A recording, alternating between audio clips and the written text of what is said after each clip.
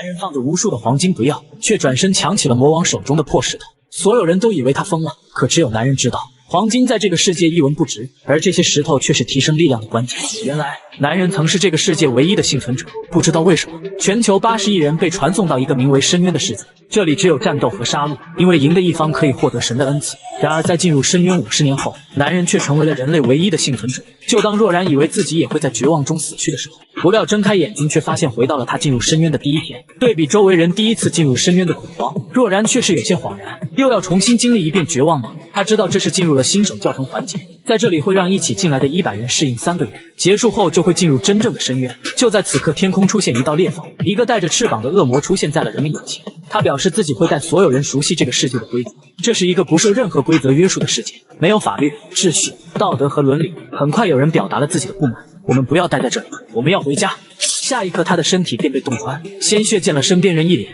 恶魔笑盈盈地看着所有人，我不喜欢有人对我大喊大叫。所有人这才反应过来，这不是简单的游戏，他们可能真的会死。人群开始四处逃散，恶魔又伸手朝下面指了指，立马又一个人暴毙。看着人群渐渐安定下来，恶魔露出了满意的笑容，这才对吗？我喜欢安静。随即他拿出一块晶石，对于这块看似普通的石头，若然再熟悉不过，这是个被称为符文的东西。符文可以通过猎杀任何活着的生物来获得，包括人类。在后世，人类大量的自相残杀就是因为争夺符文引起的。恶魔又询问有谁想试一下符文的作用，所有人都在互相观望，却没有一个人敢上前。就在此时，若然举手，顿时所有人的目光都聚焦在了他身上。拿到符文的一瞬间，若然感受着体内力量得到了微妙的提升。恶魔自豪地向周围解释，这是增强力量的符文，你本来的肌肉极限是117.1公斤，现在已经突破到了122.3公斤。恶魔期待着若然露出惊喜的表情，然而若然却没有丝毫反应地盯着恶魔，真是个无趣的人类。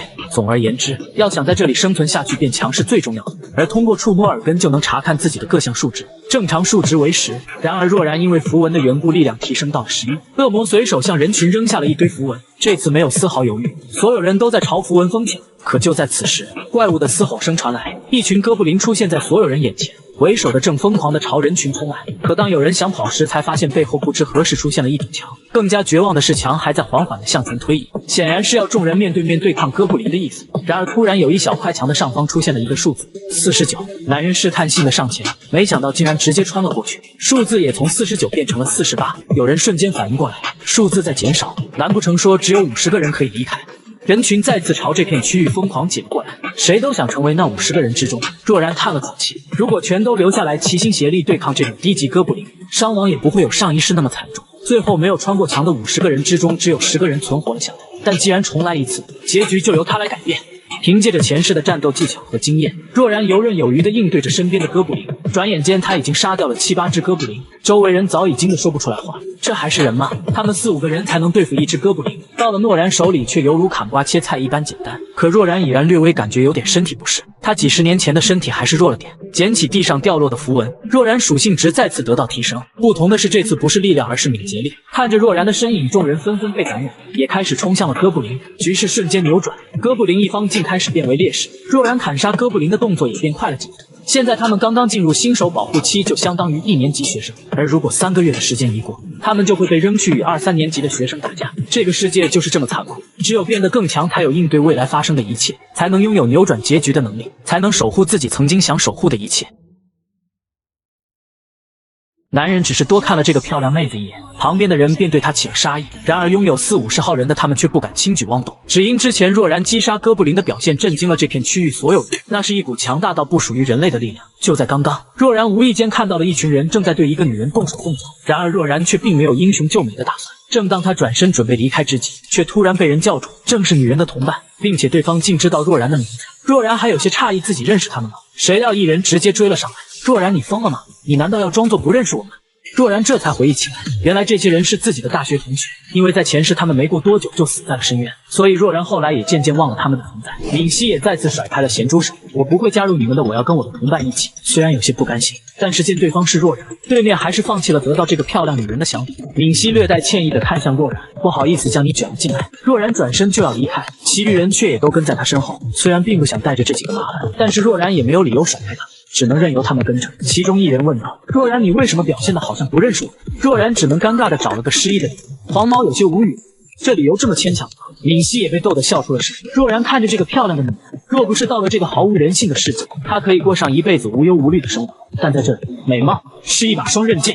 一行人走了一路，终于到达了若然的目的地。前世他得知新手教程区有2个隐藏的地下城，其一便在这里。地铁江南站，闵熙有些不解地询问为何来这里。若然本来是不想解释这件小事的，但是见问的人是闵熙，他还是回答道：“我失忆的同时，还获得了超能力，有种预感要我来这里。”超能力！众人一听都炸了锅。其中一对后面的小情侣小声嘀咕：“他脑子没事吧？我们还要不要跟着他？”然而若然的声音却突然传来：“如果有不愿意跟上来，我不强求，可以自行离去。”最后5人没有一人离开，都跟了上来。黄毛走在若然身后，这里看起来有点诡异。你确定安全吗？若然只是说了句 no， 黄毛还想再说点什么。突然，若然从身后拔出了刀，在黄毛惊恐的目光之中，若然猛地回身，举起刀便向黄毛底下刺去。黄毛吓得半死，然而却并没有伤亡，刀刺入了他脚旁边的虫子。若然解释道：“这些是蠕动出来的绿色蠕虫，感应到有人便会从地底钻出来。如果被它咬到，它的剧毒会让人死亡。”众人皆是一惊，特别是黄毛还有些心有余悸，若不是若然，他已经死。随后，若然教给了众人一种简单处理蠕虫的方法，其余人也有模有样的学了起来。在击杀了蠕虫后，若然吸收了一块其掉落的普通力量符文，却发现其余人都没有解符文。没有若然说话，谁也不敢先动身。若然只得表示谁猎杀的掉落的符文就是谁。众人闻言纷纷开始在地上寻找起了符文，然而黄毛却突然吸引了所有人的目光。快看，这里有块奇怪的符文！他本能的感觉，如果自己吸收了这块符文，他也能获得若然所说的超能力。是个正常人都可以掌握上百种异能，绝世天才甚至能同时拥有1000多种，然而男人却最多只能掌握7种。可正因如此，男人拥有一个独一无二的特性，可以将所得技能无限进化。明明是最低级的恢复术，却被男人修炼至不死之身。最简单的加速技能，进化到极致却能撕裂空间。可如今若然重活一世，自然是不会再选择那些低级异能进化。他的目标是获得7种 SSS 顶尖技能的同时将它们进化到极致。所以当看到黄毛手里的技能符文，若然内心却没有一丝波动。可黄毛却生怕若然会和自己抢，连忙说道：“这是我找到的，按照规矩就是5人，你不会食言吧？”在看到若然点头后，黄毛竟感觉有些出乎意料的容易，内心不禁有些嘲讽：“这个白痴，我一定会变得比你更强的。”因为若然最近在闵熙面前大出风头的缘故，黄毛内心一直对若然有些不爽。如今吸收完技能符文，获得技能的同时，属性值也得到了提升，黄毛顿时多了一份底气。可明面上却并没有和若然撕破脸，依然笑嘻嘻的上前把手搭在若然肩膀，同时还转身看了闵熙一眼。接下来会很危险，所以让强者在前面保护你们比较好。若然有些不爽地将肩膀上的手拿开，有些无语，这家伙不会把自己当成竞争对手吧？此时若然带着一行人下了楼，直奔地铁入口。随着一道刺眼的光芒闪向众人的眼睛，一个巨大的传送门凭空出现在所有人面前，里面散发着诡异的气息，仿佛能将所有人吞噬殆尽。闵熙有些迟疑：“若然，我们真的要进去吗？你都不知道里面有什么？”面对质疑，若然只是淡淡的回答：“我只是跟着直觉走，不想去的人可以随时离开。”第一个表态的就是黄毛：“我要进去。”闵熙犹豫了一下，表示自己也要去。若然注意到了闵熙细微的表情变化，在经历过上次差点被人强暴的事件后，这个漂亮的女人似乎已经明白自己会比别人拥有更多的麻烦，所以她开始积极的寻求改变。至少在拥有若然短暂庇护的这段时间内，她要变得更强。而此时，另外一对小情侣表示留在原地，所以只剩下了最后一个人。被称为胆小鬼的克里还没有表态。胆小鬼的称号是克里在击杀蠕虫时获得的，那时就连队里的2个女人都能轻易击杀蠕虫，可克里因为紧张到手抖，差点被蠕虫反杀，还是若然及时出手救了他一命。黄毛就给他取了胆小鬼的称号。本以为这次克里也不会进入传送门，没想到他却说自己也要进去。黄毛嘲笑的看了他一眼：“就你这个胆小鬼进去有什么用？只会拖大家后腿。”然而这次克里却没有退缩，径回怼了回去：“我认为那不关你的事，管好自己吧。”黄毛刚想破口大骂：“你 TM 一个搭便车的有什么资格说话？”却被若然阻拦了下来。他可没有多余的时间给2人争吵，于是在若然的带领下，几人纷纷走向了传送阵，见都不再搭理自己。一股无名火涌上黄毛心头，那些混蛋怎么敢在闵熙面前侮辱我的？我一定要让他们付出代价。他明明长着一张让天使嫉妒的脸蛋，如今却恨不得立马毁容，只因在这个没有任何法律秩序的世界，所有人都觊觎她的美貌。然而若然的出现却是给了她一丝活下去的希望，2人的关系也在不断相处中变得更加亲密。可暗恋闵熙许久的黄毛在目睹这一切后，却开始心生恨意。就在刚刚，若然4人进了传送门，一个便利店出现在了众人眼前。若然简单拿了些物资后，竟然拿起一个锅就要点火烹饪。就当闵熙以为若然可能会做什么美食的时候，却看到若然将一袋恶心的绿色液体倒入锅中，这正是若然之前击杀蠕虫时收集的蠕虫血液。紧接着若然又将哥布林的皮囊扔了进去，产生了一堆化学反应后，就制作好了能毒死一只大象的毒液。敏熙有些疑惑，你怎么会知道制作毒液的方法？若然只能将自己重活一世的秘密，用自己获得了超能力的借口来掩盖。随后若然将毒液喷在刀刃上，就做好了接下来应对地下城怪物的装备。然而当其他几人也想用毒液的时候，若然却将手伸了出来，要使用的话拿符文来交换。黄毛有些不爽，你也太小气了吧若然，毒液若然还剩很多，完全可以免费给几人使用，但是单方面的交易关系是最容易破裂。这是若然给几人在深渊上的第一课，几人只能表示符文先欠着，以后有了再还给若然。做完一切准备后，众人便朝深处出发。敏熙在不经意间偷偷看了若然一眼，这个男人永远这么冷静，仿佛没有一切事物能波动他平静的内心。在被传送进这个诡异的世界，敏熙就渐渐明白自己可能要在这里永远的度过余生，但是他不想死，不惜一切代价他都要活下来。如果有若然的话，他会容易很多吧。少女就这样不自觉地靠到了若然身旁，若然注意到了却也没有说什么，两人就这样肩并肩地走着。目睹一切的黄毛却有些不爽，那个混蛋表现得好像是敏熙男朋友一样，随即将背包扔给了旁边的克里，也跟上了若然和敏熙两人。他心里一直有个疑问，若然，你说的超能力我们也能获得吗？若然看了眼黄毛，可能可以吧。三人顿时一惊，真的吗？在得到若然肯定的回答后，都是面露一喜。然而若然没有说出来的是，上一世在深渊中确实有很多人展现出来了现实中没有的特殊能力，然而这些人往往是最危险的。如果一旦这些人对自己没有任何用，若然会毫不犹豫地远离他们，或者将他们除掉。黄毛此时心里却有自己的小算计，他先虚与委蛇地待在若然旁边，只要变得更强，他就能将敏熙得到手。那个时候，他一定要让若然滚得越远越好。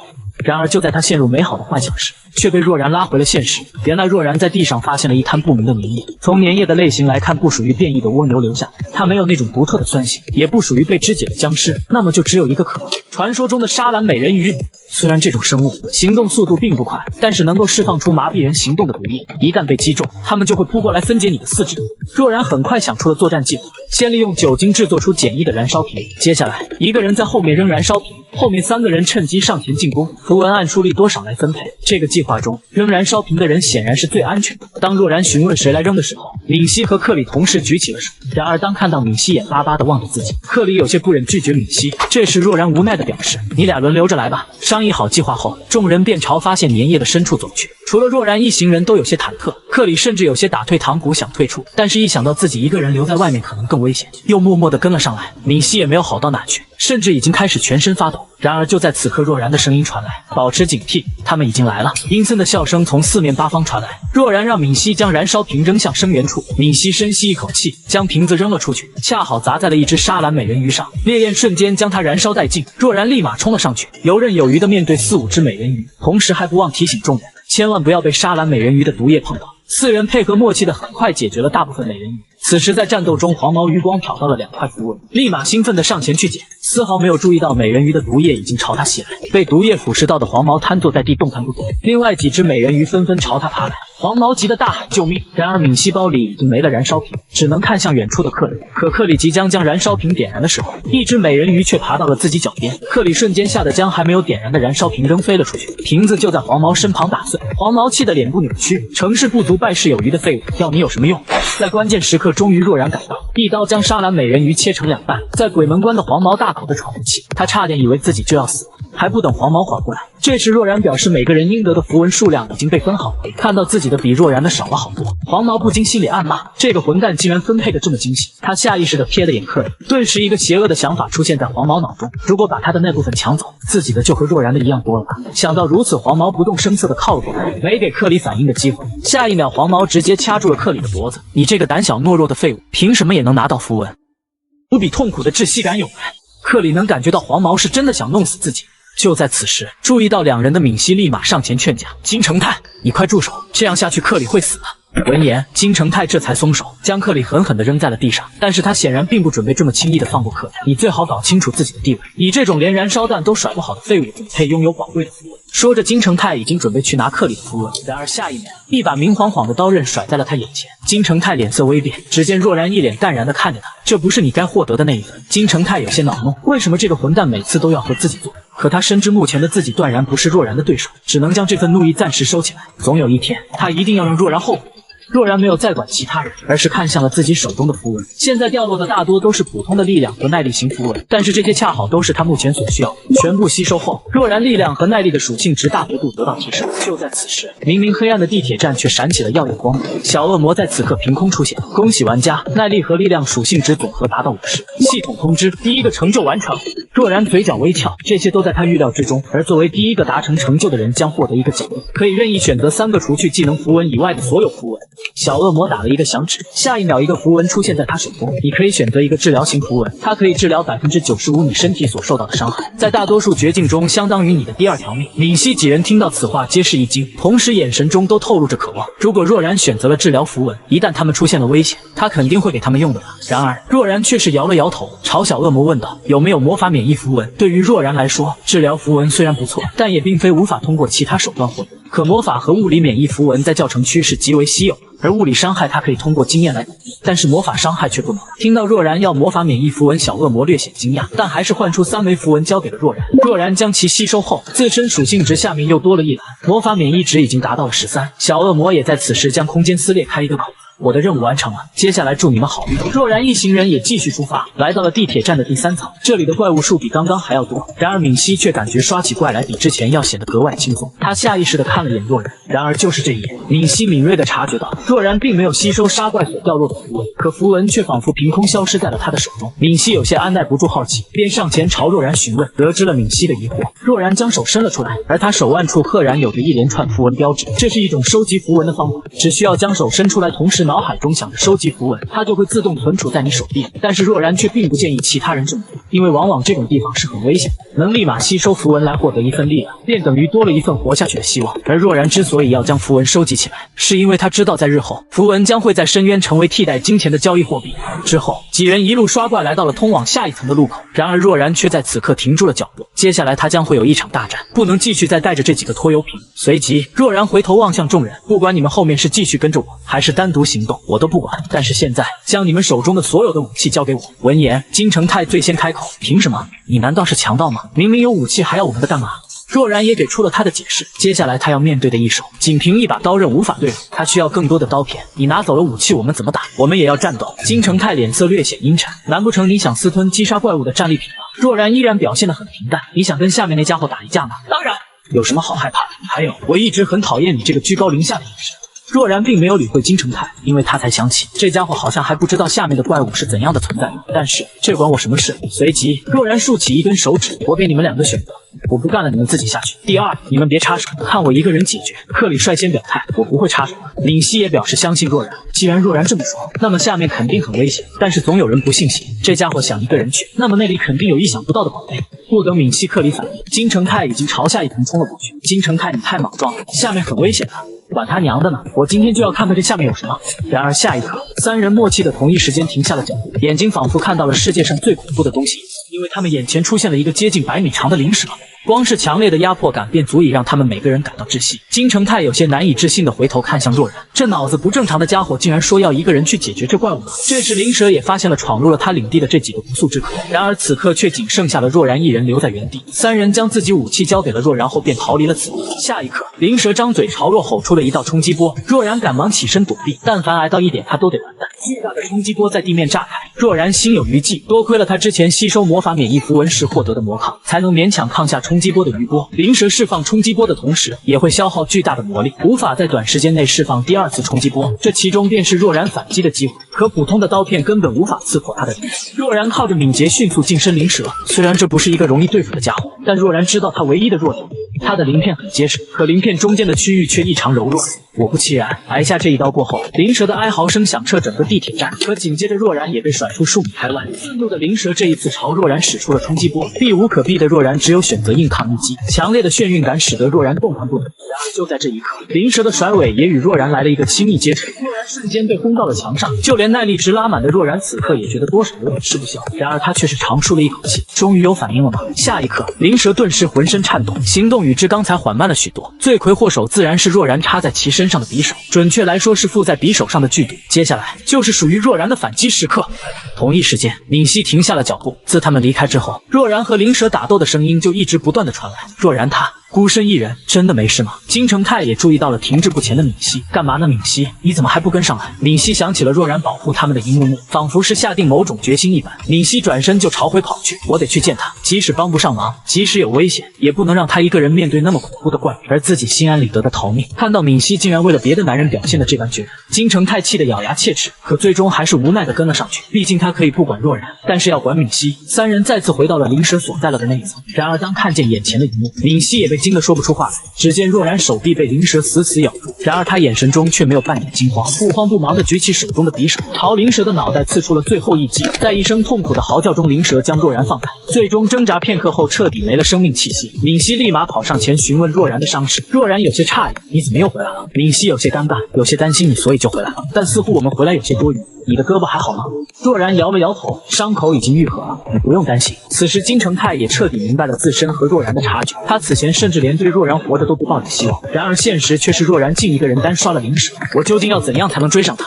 而此时若然也从灵蛇身上拿到了此次的战利品，一个技能符文，灵蛇的冲击波，这在整个新手教程区也绝对算得上前3的技能，但是这个技能需要魔力才能使用，若然目前并没有获得魔法符文，自然也没有魔力值，所以这枚技能符文对他没用。此时金城泰凑了上来，眼里满是羡慕。若然，你打算使用它吗？而若然给出的答案却是让他一喜。这时克里连忙问道：“那么我可以使用它吗？”金城泰顿时瞪了他一眼：“这么好的东西，凭什么给你这个废物？”克里有些幽怨地盯着金城泰：“你明明已经有一个技能符文了。”眼看两人又要再次吵起来，闵熙赶忙插进去劝架。此时若然的声音也传来：“我好像从来没说过要给你们的，我打算卖了它。如果你们现在要买的话，我可以给你们5%的折扣。”三人同时一愣，黄毛开口问道：“可以分期付款吗？”“不能。”最后这枚符文被闵熙买走了，因为能全款买下这枚符文的只有闵熙，其余2人获得符文后都是选择自己吸收，而闵熙却是偷偷藏了一些。最重要的一点是，若然之前注意到闵熙其实已经吸收过了一枚魔法符文，符合这枚技能符文的使用条件。完成交易后，若然朝不远处长在地上的矿石走去，这是名为灵晶的特殊矿质，通常有灵蛇的地方就会有灵晶。若然拔断一根灵晶后，又拿刀将灵蛇的内脏取了出来，同时收集了一些灵蛇的鳞片。闵熙和克里有些崇拜地望着若然，他一定又在做什么不可思议的东西。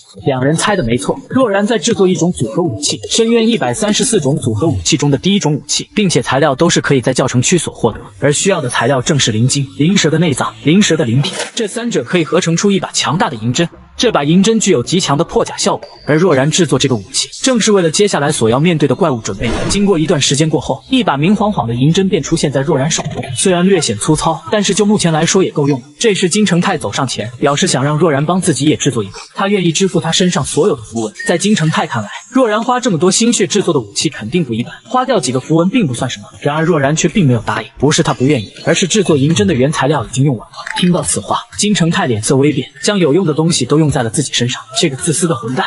最终金城泰还是忍了下来，前面还有更多的好东西，他还没必要和若然翻脸。几分钟后，众人走到了踏上地铁列车的入口，一辆列车缓缓驶来，车门也随之打开，若然率先走了进去。然而就当其余几人也要上车之时，若然却回头说道：“这是只有一个人才能启动的列车。”其余人下车，克里有些不解：“这不是挺宽敞的吗？你怎么知道只有一个人能？”金城泰彻底怒了：“凭什么每次都是你说什么是什么？谁规定的必须只有你一个人上来？